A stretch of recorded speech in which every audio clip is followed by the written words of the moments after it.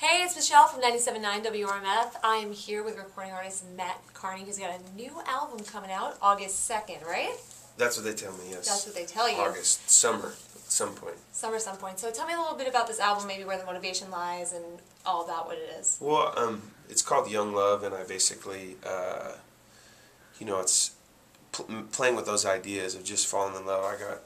I found love and got married, and so there's a lot of just happy, exciting songs, and then it goes to the other extreme of like some of the most gut-wrenching stuff I've ever written about, just those closest to me. So yeah, it's a really really close to home record. Great. It's a lot of fun though. We made it almost like a hip hop record, like with beats, and I would sit down with my guitar and we would come up with this really visceral start of a song before I just wrote a song. Sounds like there's a lot of you in this album. Yeah, I hope so. So how would Young Love compare to the other albums you've had in the past, like City of Black and White? What makes this album different from all the others? Well, it was like Nothing Left to Lose was my first record, and we had, like, that was the big, got me going. That was youthful, innocent. City of Black and White was like my song, like, was lush and pretty and mature and probably more AC and like, more like mature and me being a singer-songwriter. And this record's kind of like a little bit of both. So like, songwriting, I feel like I've learned so much, but it's also, it's like a return to kind of like stripped down, raw, like beats, like kind of the hip hop influence. So it's a little bit of both of those records. Wow. I'm really excited about it. No, that's great. And I know you're about to go on tour with Owl City. I am. And you've also worked with a lot of great artists in the past, John Mayer, Sheryl Crow, The Fray. What have you maybe learned from these artists that you take with you, or how have they impacted you in a way they maybe affect you currently? I think as an opener you learn how you want to treat people that open for you. Because there's some people that are not nice, some people that are so nice, some people you wouldn't expect to be nice that are, some people you think are nice that aren't.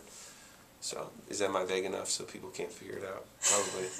I think that's big enough. And you learn like that people, like, you glean from people, because every band's got their kind of like bag of tricks that really works for them and what makes them good at what they do. And so I would study people's shows and be like, wow. I mean, I can't necessarily like rip a solo like John Mayer can, but you kind of learn he surrounded himself with such talented people that his show really revolves around this like collective. Even though he's the star, it's like there's this band that's amazing. Yeah. And I know a lot of times you hear stories where I picked up a guitar and I learned how to play since I was a kid, but I know for you it was a little different. You started a little later on when you were in college. Yeah. So what would you say was really your moment for you where you were like, wow, this is what I want to do? I guess I didn't really ever, I still ask that question. It's like I started writing music because I loved it. I think it was like everyone in college, you wanted to pick up a guitar and try to do a cover of your favorite band. And I was an English major, so I'd always been writing, and I'd always had this love for like spoken word and hip hop stuff. But I didn't know I could write music, so I picked up my roommate's guitar and I would sit on the front porch and I would just literally like play 2 chords over and over again for hours and just make up songs, and I just loved it. And so as the years went by and as I was getting out of college, it was just like I just wanted to put myself in situations where I could do music more. And so eventually that led to doing it for a living, because I love it so much and I still love it. So it was just really birthed more out of not trying to find a profession, but out of trying to keep doing something you have to do and you love doing, And getting more onto you can't help but look at your name and notice there is one T. There's one T. And I know that there's a story there, something with a nurse messing up, and your mom never changed the birth certificate? That is true. Yes, my name is M-A-T instead of M-A-T-T, which with the whole yoga craze, kind of brought in a whole other meaning than that.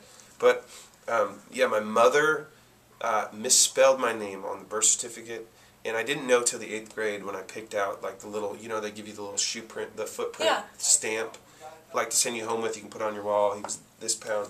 So I pulled it out of the dresser and it had a red T drawn in it, the footprint thing, and I was like, Mom, what is this? She's like, oh, they spelled it wrong, so I corrected it.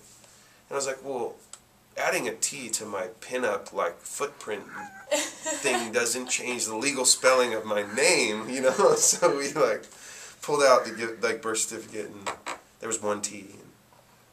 And I was in the 8th grade, so I thought it was the coolest thing in the world. I'd misspelled my name my whole life and went to school and like spelled it with one T. But now you own it with 1T. Yeah, ever since 8th grade, I've been really committed to the 1T. And I want to talk about your Twitter because I'm a Twitter fanatic. Yeah.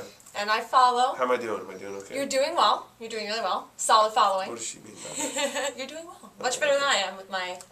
No, I'm talking about, like, how is my... Am I an inspiring Twitter person? Yes, you are. What's my angle? I'm trying to figure out what it is. I think you're very about getting the people to know you and what your music is about and getting the music out to the people. Like I saw that you tweeted yesterday, hey, listen to my new single here before it gets released for 24 hours. Yeah, well, like you're very big on getting the music to people. Yeah. But I saw in your bio, you describe yourself as argumentative. Yeah. So I wanted to ask. I'm not at all. I know what you're talking about. What is... I'm not letting you get out of this one. I was going to argue with you. I don't know. I grew up in a family of lawyers, so my dad's a lawyer, my brother's a lawyer, my grandpa's a lawyer, my step-grandpa's a lawyer, my step-grandma, my grandpa. Everyone's a lawyer in my family. So you had to, like, if you wanted your position heard, you had to dig in and have, like, a good argument for it. So I think my friends and my wife and... What would your wife say is the biggest thing you argue about? She's just like, stop. Like, okay, you're right. I don't care. You're not even right, but you can be right. Like, I don't care if your argument is good. You're not right. Just stop. Yeah, like, I'm right. I don't care. I feel this way. And you're like, okay. And you also describe yourself as a bookworm. So what would you say is the one book that everyone should read? I know it's a toughie. Other than some of my favorite, I'll give you 3. I love Robinson Crusoe. Daniel Defoe, I love it. Like, just a good book. It was one of the first novels ever written as history. It came in parts, and they put it in a magazine. They compiled it together, and it was like the first novel. I love Letters to a Young Poet by Rilke. He's like it's like a guy writing to a young author. So anyone that's creative and wants to dive into the creative world, it's so inspiring. Just to encouragement from an older creative person to a young creative person. And I love Orhan Pamuk, who's this Turkish author, but that's way too cool and hip, and I'm trying to sound cool, so we won't talk about him. And I know a lot of your songwriting happens on the road. Sometimes, so I've read. And I was wondering, what's the weirdest place you've wound up writing a song? In the back of a van. You just never know. It's like these words hit, like on this record, that my new song, Hey Mama, I was literally like driving, and all of a sudden I was just going, hey mama, don't want to jump. It's like, that's cool. And I just started writing on my car. Like, I remember I was like hitting on my steering wheel, and I pulled out my phone, I was trying to record it. But you never know. It's like, I've learned that the better listener you are, the better writer you are. So, I mean, everywhere you are, someone will say something, and you're like, that's something. I'm going to write that down. And back of vans, bathrooms, hotel bathrooms, on a roof of a place. You know, you just never know wherever you can get away and like have your own little space is like usually where you can create something. That's a really great way to put it. And speaking of the new single, Hey Mama, that's going to hit very soon, I know that you told us a little bit earlier off camera that it was about meeting your wife at the clothing store Anthropology. That's true. And she completely blew him off and ignored him. It's true. So I want to know, how did you get in there? How did you get past it? That's how you win over insecure artists, is you just ignore them. And then they must conquer that. It's like I play a sold out show and the one person walks out the back door. I'm like, dang it! Why doesn't he like me? You know. So how'd you get in there? How'd you? I was persistent. So I walked up to her. I'm like, hey, what's up? You're by the dresses. I'm over here by the shoes. What do you think about the sweater I'm trying to buy for my sister-in-law? Like, that's an in. I knew one of her friends too, so I wasn't just a greaseball. Or approaching a random girl. Yeah. Even though, whatever. But and she was like, I'm like, hey, have we met before? Because I really thought we had. And she's like, no, we've never met before. Like, what is that? What kind of angle is that? So we bumped into her a couple other times. And then finally we emailed each other. That was the start. And I was traveling, and we literally emailed each other for like a month. Wow. So we never talked. And then I finally was like, can I call you? So. Wow. Well, I want to thank you so much for joining me. I tried to impress her with the keys, I was like trying to use the writing. I was like, oh, it sounded poetic. Like, yo. So the artist thing just totally worked for you, or she wasn't even feeling that? She didn't even know anything about me. So I think it was like we'd been dating like a month, and her friend was like, Matt's kind of like like, he's kind of a big deal at some places, and you should know you should him. listen to his music. And she was like, she sat her down and played her my record. She's like, oh, I know these songs. Oh, I like this. So well, I remember like a month, and she's like, I kind of like your music. I'm like, well, I kind of like you. What's your deal? You know?